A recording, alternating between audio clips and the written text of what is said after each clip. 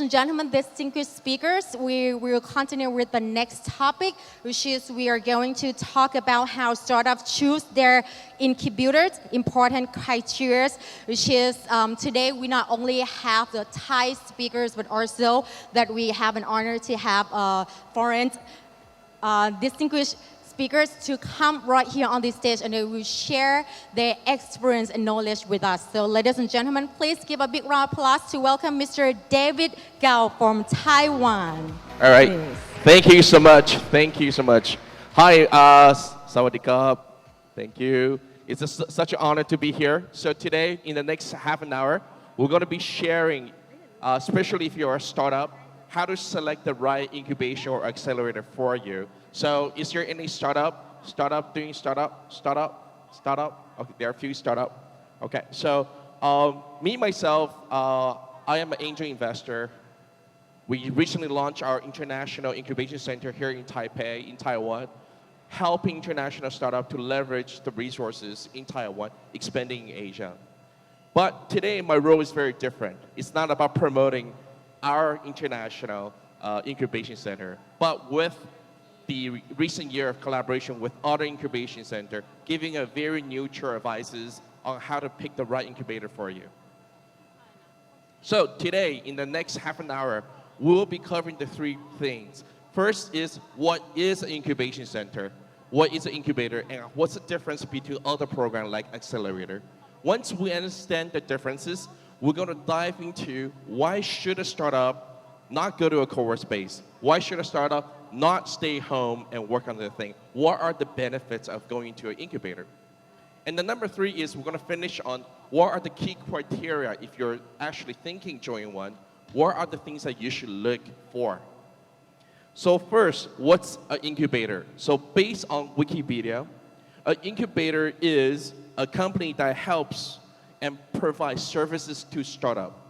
It could be any kind of services that we're going to dive into. But most importantly is an incubator is a catalyst.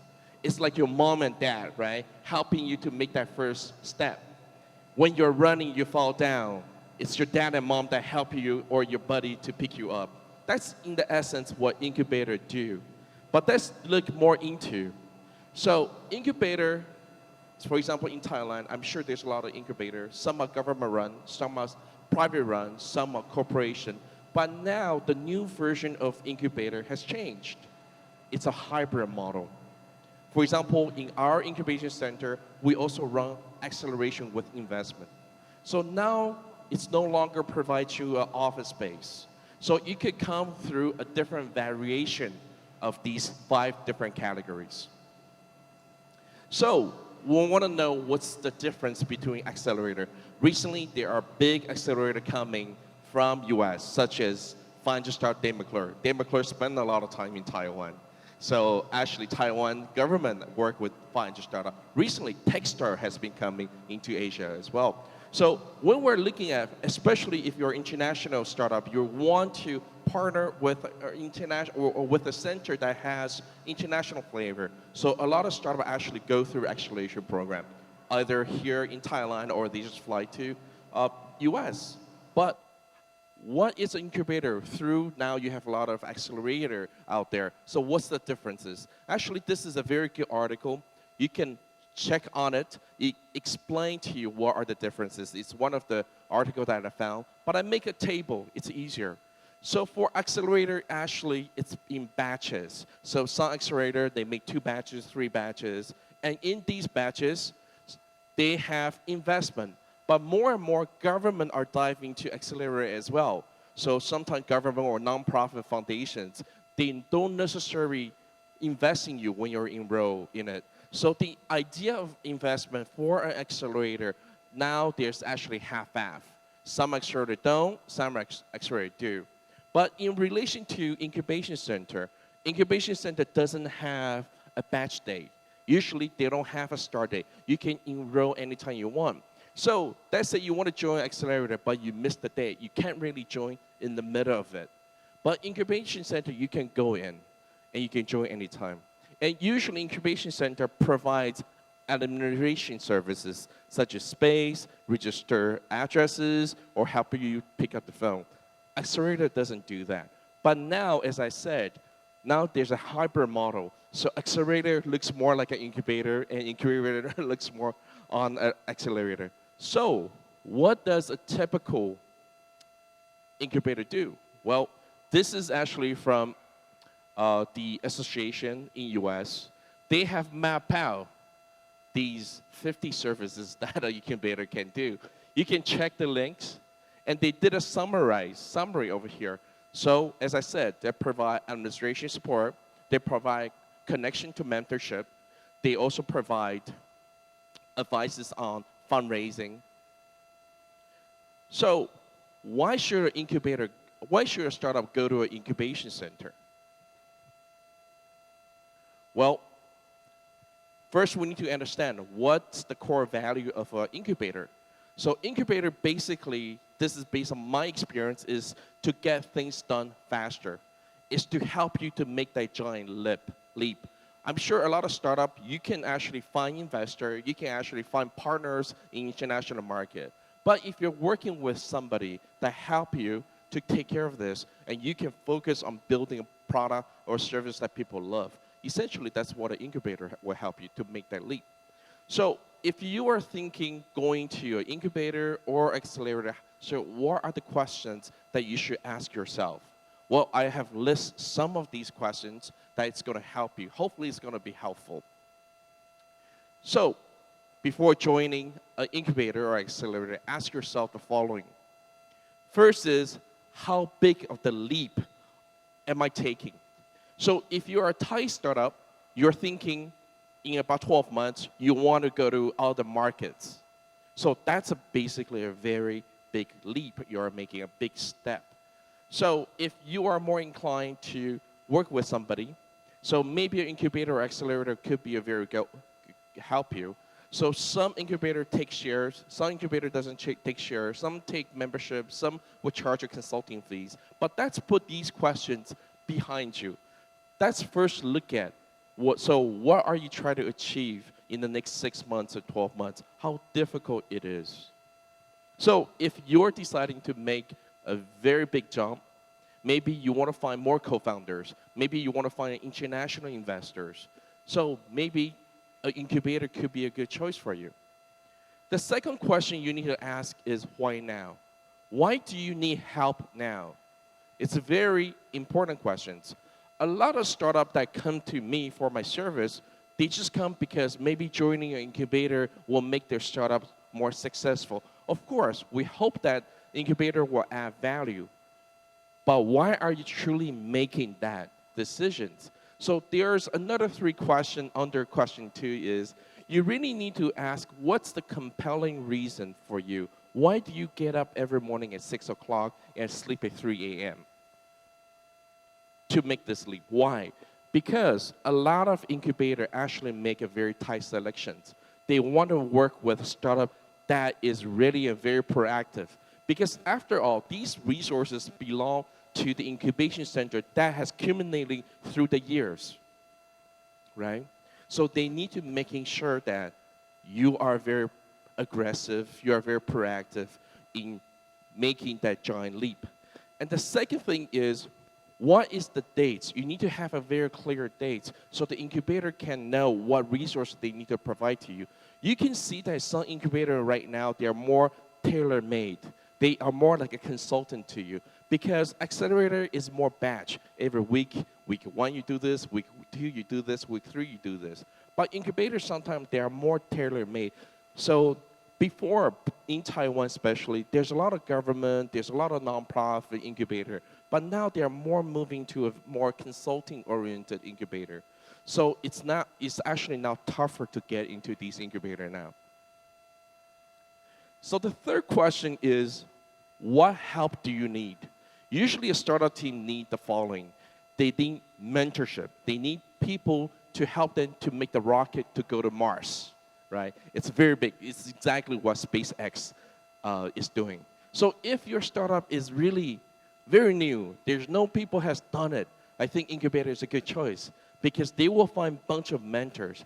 But a lot of startups don't know what's the difference between mentor and coaches and consultants. So let me take a few minutes to share what's the differences. So when you go into your incubator before you enroll, you can ask them, do you have these resources and network available?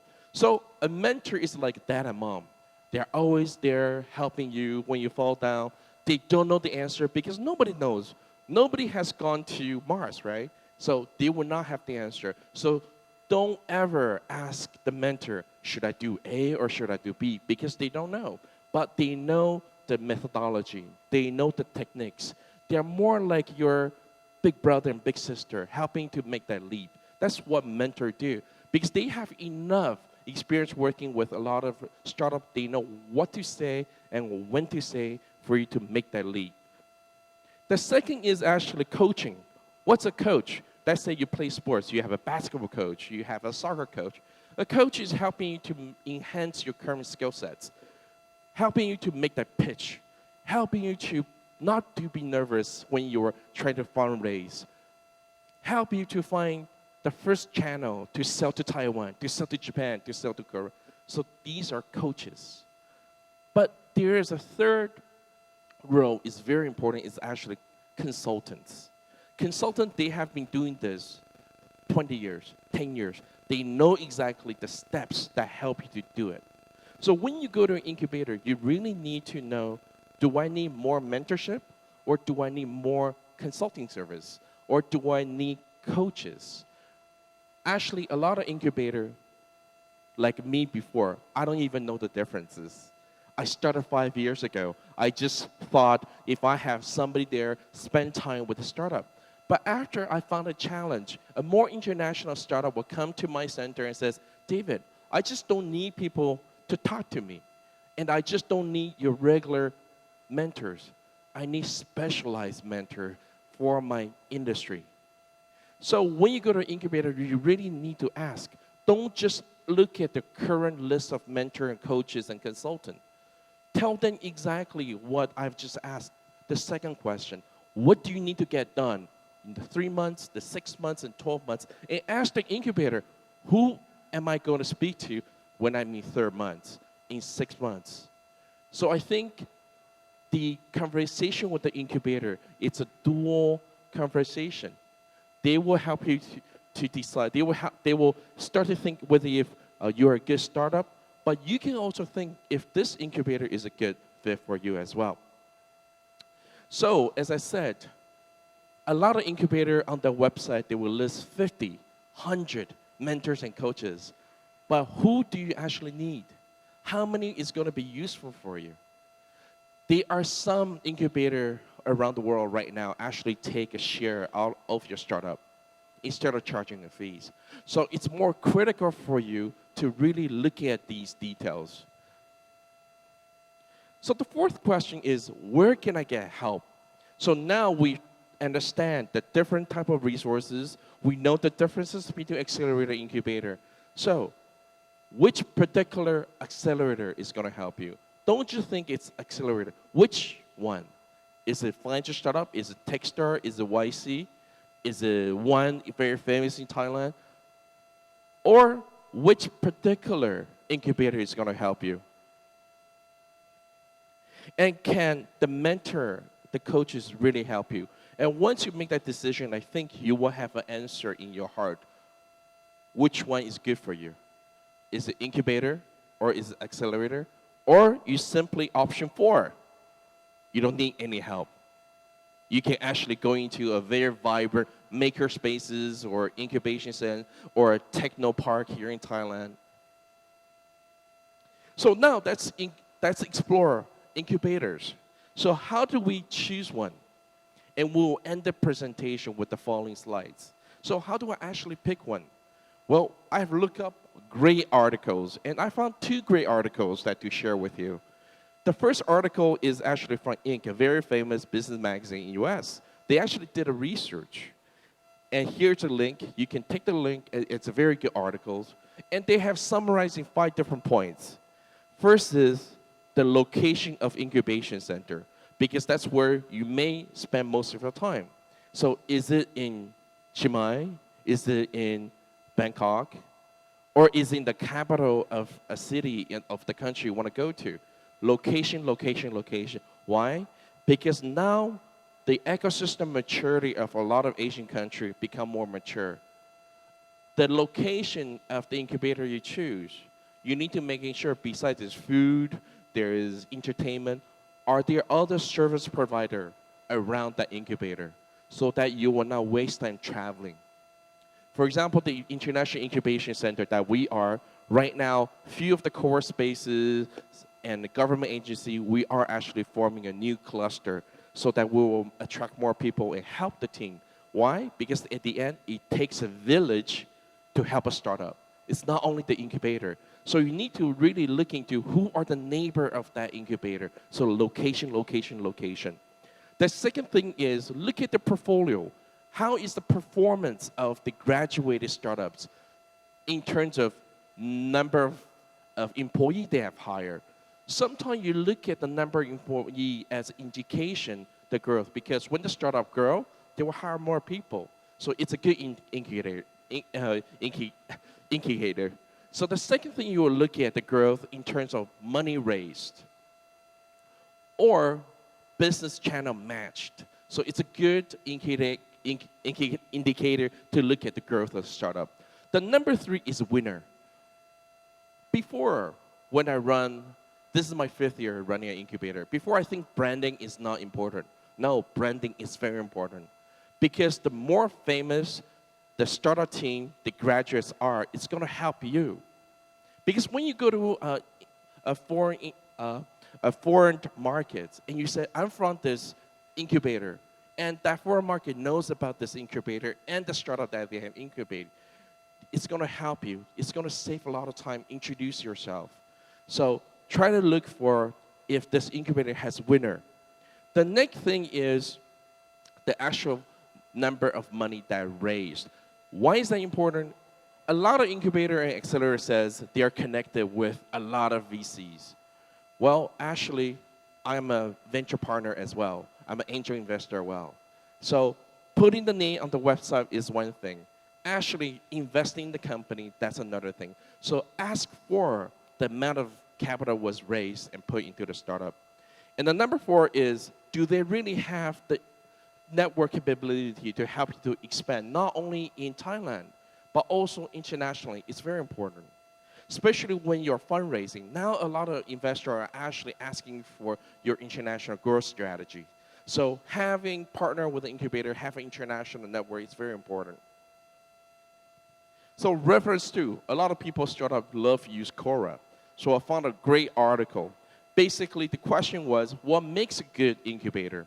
So there are 3 things. First is program. Does the incubator actually offer the things that you need? Not things that people want. Is there a good fit?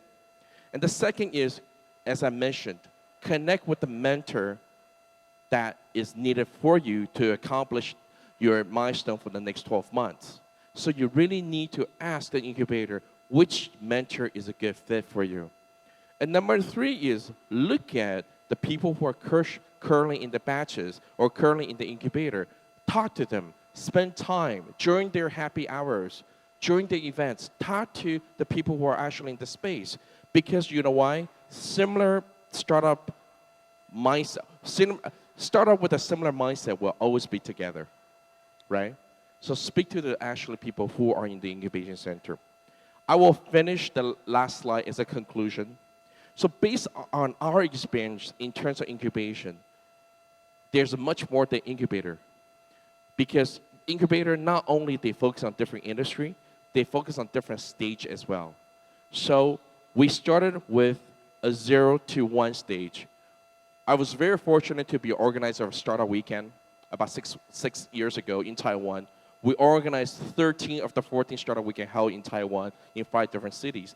That's where I started my first incubation attempt, is to help people who actually participate in hackathon or Startup Weekend, help them to grow their ideas. This we call pre-incubation. So if you're on this stage, you want somebody to mentor you to help the right co-founders, to find the right angel investors. This is 0 to 1. The next is what we call 120. This is acceleration. You may join an accelerator or you may join some incubator that is going to help you to break even, to validate your business model. Because once you are able to showcase that you're able to break even, that's where institutional investors or super angel will start to look at you. The next is you already have a very good business model you want to expand. So you want to find an incubator that has a very strong international network who actually can help you to do business development. So we recently helped a Taiwan startup to expand to Japan.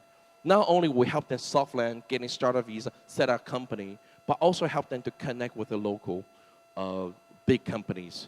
So you need to understand which stage are you currently is and whether if that's the strength of that particular incubator. And the second thing is you want to making sure all the mentor of this incubator share different mindsets. For example, for our incubator, we require the mentors, they have a mindset to work together. All the mentors need to work together because it takes a village to help a startup. Sometimes a lot of mentors come in, they are there for their own business. That's fine too, but they also need to put the startup as a primary interest before their business. Number 3 is the incubator, if it has a very strong local and international connection, it's going to save a lot of time. Especially startup in the growth stage, a lot of information are not available on Google. You can't really find on Google who do you speak to in Japan, who do you speak to in Korea, or who do you speak to in Singapore. But I'm sure a lot of incubators, especially they are international driven, they have that resources because they know who to connect. You will save a lot of time searching or experimenting. And number 4 is, and the last one is the incubation program need to have a clear focus.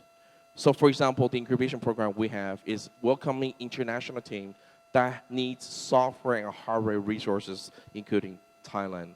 Right now, you see more focused incubation center, more than a general approach. So no longer incubator just offers addresses or place to work. A lot of incubator now needs to upgrade themselves and help the startup team to make that giant leap forward. So once again, my name is David. Thank you so much for your time. So I will be around this neighborhood. If you are interested in expanding in Asia, I'm here to talk and share my experiences. So thank you so much. Thank you. And here's my contact, so you can connect me via Facebook. Thank you.